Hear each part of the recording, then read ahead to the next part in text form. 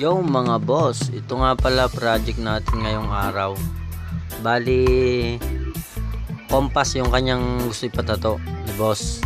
Bali, ito nga siya nga pala isang biyahero, driver siya. Kaya yun yung pinatato niya. Ayan. Bali si boss nga pala ay kapatid ng tropa. Ayan. Maaga namin ginawa to kasi sabi niya paluwas pa raw siya ng tanghali. Kaya sabi sige, okay lang. First timer nga pala si boss. Kumbaga salamat sa kanya kasi nagtiwala siya at ako yung napili niyang magtattoo sa kanya.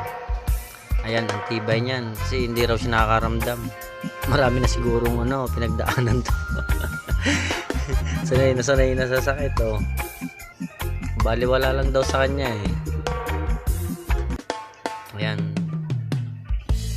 Gamit ko nga palang needle dyan, liner, 7RL liner, tapos sa shader gumamit ako ng 9RM. Yan, kasi medyo hindi naman ganun kalaki yung tattoo, kaya yun lang ang gamit kong shader. Nag-ano nga pala ko dyan, inuuna ko yung mga dark part.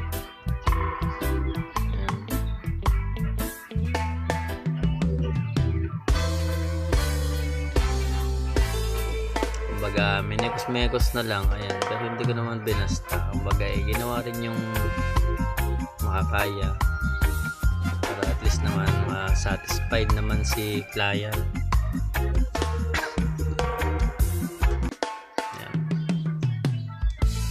Hindi ko na nga pala na yung full video kasi mahirap pag sobrang haba na ng video, kaya nag-cut na lang ako.